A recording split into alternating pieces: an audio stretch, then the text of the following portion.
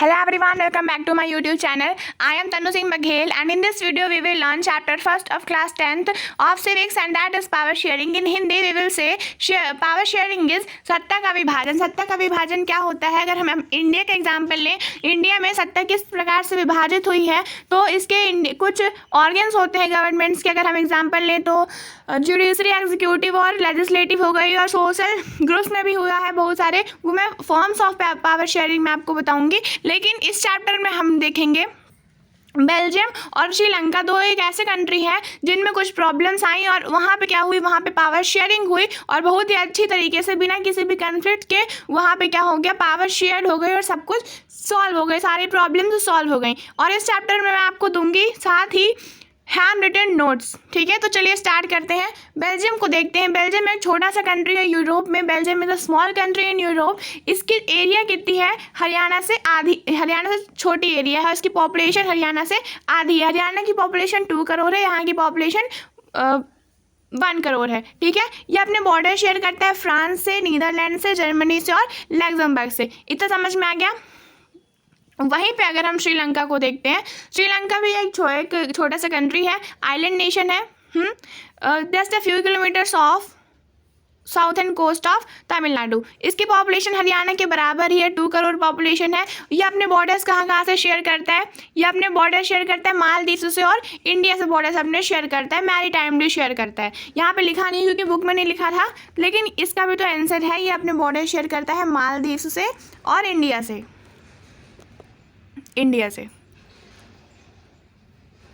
ठीक है, चलिए आगे देखते हैं कंपोजिशन ऑफ बेल्जियम. बेल्जियम में कैसा कंपोजिशन था? बेल्जियम का कंपोजिशन बहुत ज़्यादा कॉम्प्लेक्स था. कॉम्प्लेक्स मतलब 59% जो लोग होते हैं फ्लेमिश रीजन में रहते हैं और डच लैंग्वेज बोलते हैं. फिर 40% लोग जो होते हैं वो वेलोनिया रीजन में रहते हैं और फ्रेंच लैंग्वेज बोलते हैं. बाकी के जो बचे हुए 1% लोग हैं बेल्जियंस, वो जर्मन लैंग्वेज बोलते हैं. यहाँ पे गलत लिखा हुआ है, वो जर्मन्स होते हैं. ठीक है, वो जर्मन है. ठीक है, ये हो गए 1% लोग.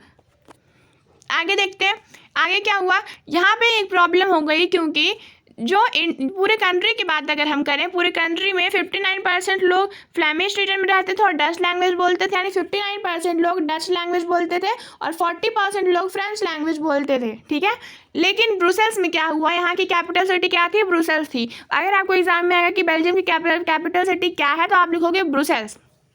ब्रुसेल्स में इसका बिल्कुल उल्टा हुआ. 80% पीपल फ्रेंच बोलते थे और 20% पीपल डच बोलते थे. जबकि यहाँ पे क्या हुआ, यहाँ पे 40% लोग फ्रेंच बोलते हैं, 40% लोग, और यहाँ पे 59% लोग डच, मतलब यहाँ का उल्टा हुआ.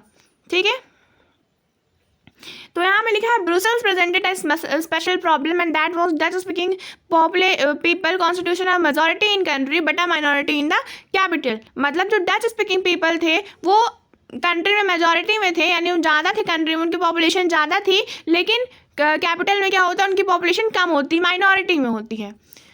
फिर कंपोजिशन ऑफ श्रीलंका, वो तो कंपोजिशन ऑफ बेल्जियम था, ये कंपोजिशन ऑफ श्रीलंका है. पॉपुलेशन मैंने बता दी थी. ठीक है, यहाँ पे स्पीकर्स देखे हैं तो वहाँ पे हमने क्या देखा था, वहाँ पे डच के बारे में देखा था, डच स्पीकर्स के बारे में और फ्रेंच स्पीकर्स के बारे में. यहाँ पे भी 2 स्पीकर्स हैं, एक सिन्हाला स्पीकर्स है और एक तमिल स्पीकर्स हैं. सिन्हाला स्पीकर्स 74% है जो कि बुद्धिस्ट है. 74% जो सिन्हाला स्पीकर्स है वो बुद्धिस्ट, यानी बुद्धिस्ट लोग वहाँ के सिन्हाला बोलते थे. फिर क्या हुआ, तमिल स्पीकर्स, तमिल जो थे वो क्या बोलते थे, मतलब तमिल कौन बोलता था? हिंदू और मुस्लिम्स वहाँ के तमिल बोला करते थे.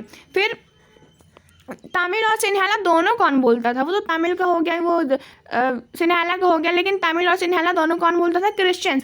जो वहाँ पे क्रिश्चियंस हुआ करते थे वो तमिल भी बोलते थे और सिन्हाला भी बोलते थे. क्रिश्चियंस वहाँ पे भी 7% थे. ठीक है, अब देखते हैं यहाँ पे हम क्या देखेंगे. यहाँ पे हम देखेंगे मेजोटेरियनिज्म इन श्रीलंका. यहाँ पे लिखा नहीं हुआ है लेकिन मैं आपको बता देती हूँ. मेजोटेरियनिज्म इन श्रीलंका में, श्रीलंका क्या हुआ था कि 1948 में एक क्या बना था, एक इंडिपेंडेंट कंट्री बना था. 1948 में इंडिपेंडेंट कंट्री बना था श्रीलंका. ठीक है, फिर क्या हुआ, श्रीलंका के जो लीडर्स थे उन्होंने, मतलब सिन्हाला कम्युनिटी के जो लीडर्स है वो मेजॉरिटी में थे, तो उन्होंने क्या बोला, उन्होंने गवर्नमेंट को मतलब ये कहा कि उनकी जो लैंग्वेज उसको ऑफिशियल लैंग्वेज बना दिया जाए. ठीक है। फिर 1956 में एक ऐसा एक्ट पास कर दिया गया गवर्नमेंट की तरफ से, इसमें सिन्हाला को एक ऑफिशियल लैंग्वेज बोली गई और तमिल को डिसरिगार्ड कर दिया गया, उनको निराशा हुई इससे।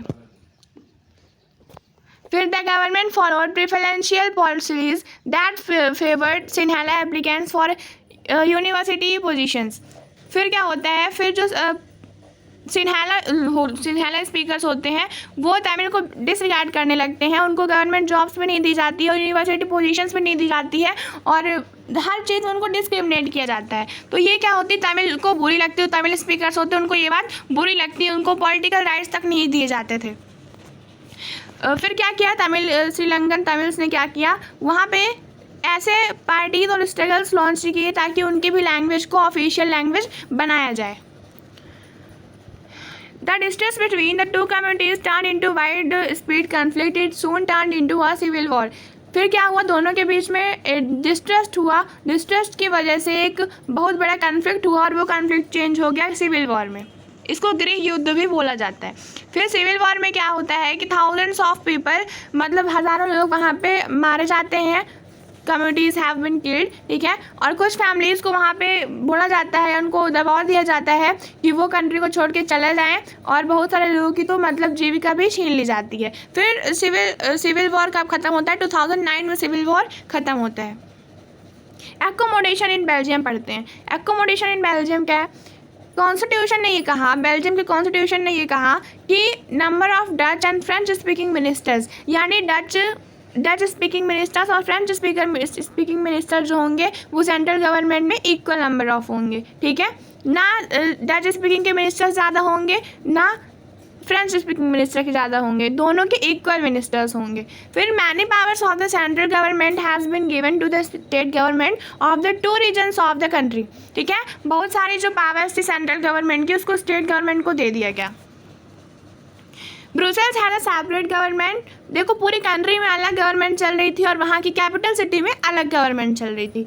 Brussels has a separate government in which both the communities have equal representation, दोनों कम्युनिटीज़ को इक्वल रिप्रेजेंटेशन दिया गया, ठीक है, डच और फ्रेंच दोनों को। Apart from the central and the state government there is a third kind of government, this is community government. वहाँ पे सेंट्रल गवर्नमेंट और स्टेट गवर्नमेंट के अलावा भी एक गवर्नमेंट थी जिसको हम कम्युनिटी गवर्नमेंट बोलते थे, वो सिर्फ एक लैंग्वेज बिलोंग करने वाले लोगों की गवर्नमेंट थी, ये मैटर नहीं करता था कि वो कहाँ रहते हैं।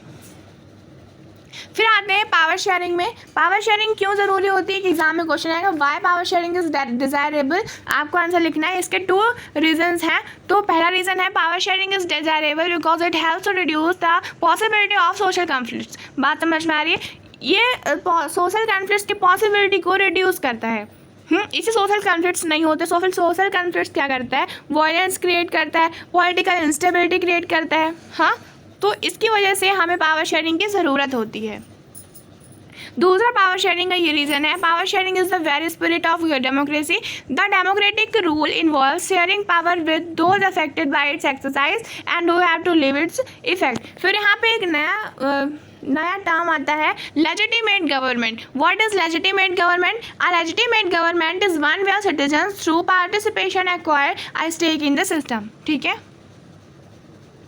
आगे देखते हैं फॉर्म्स ऑफ पावर शेयरिंग। वैसे तो हमारी बुक में ये बहुत बड़ा लिखा हुआ है, ठीक है, लेकिन इसमें हम छोटे छोटे आंसर्स लिखेंगे क्योंकि हमारे एग्जाम में आएगा ही। इसमें मैंने आपको 4 पॉइंट्स बताए, आपको 4 के 4 पॉइंट्स लिखना है। तो फॉर्म्स ऑफ पावर शेयरिंग क्या है? पावर शेयर्ड, इसमें फर्स्ट पॉइंट है ये पावर शेयर्ड, ये फर्स्ट पॉइंट है, ठीक है। Power is shared among different organs of government such as the legislative, executive and judiciary. हाँ, 3 ऑर्गन्स में ये डिवाइड हुई है। कौन कौन सी? लेजिस्लेटिव, एग्जीक्यूटिव और जुडिशरी। सेकेंड नंबर पॉइंट है power can be shared about government at different level. ये तो डिफरेंट ऑर्गन्स थे और ये डिफरेंट लेवल है। कौन कौन से डिफरेंट लेवल है? General government for the entire country, पूरी कंट्री के लिए क्या है? जनरल गवर्नमेंट है। और एक गवर्नमेंट होती है जो कि रीजनल और प्रोविंशियल लेवल के लिए गवर्नमेंट होती है, ठीक है। फिर थर्ड नंबर कौन सा पॉइंट है? थर्ड नंबर है पीपल में ऑल्सो बी शेयर्ड। फिर हो गया एक सोशल ग्रुप का। एक कौन सा हुआ? एक डिफरेंट ऑर्गन का हुआ गवर्नमेंट, एक पावर शेयरिंग डिफरेंट ऑर्गन में हुई, एक पावर शेयरिंग डिफरेंट लेवल में हुई और एक पावर शेयरिंग किस में हुई? डिफरेंट सोशल ग्रुप्स में हुई। सोशल ग्रुप्स कौन कौन से, रिलीजियस एंड लिंग्विस्टिक ग्रुप्स, ठीक है। फिर एक क्वेश्चन आता है what is federal government, such a government for the entire country, ऐसी गवर्नमेंट जो पूरी इंटायर कंट्री के लिए बनी हुई हो उसको हम फेडरल गवर्नमेंट बोलते हैं। Power sharing arrangements can also be seen in the way political parties, है ना, पॉलिटिकल पार्टीज में पावर शेयरिंग देखी गई है। Pressure groups and movements controller influence in those power, ठीक है।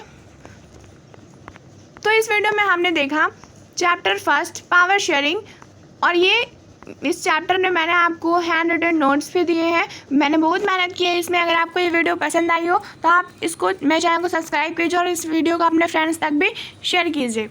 और अगर आपको इस टॉपिक से रिलेटेड कोई भी डाउट हो तो आप मेरे को कमेंट बॉक्स में बताइए। Thank you so much for watching my video till the end.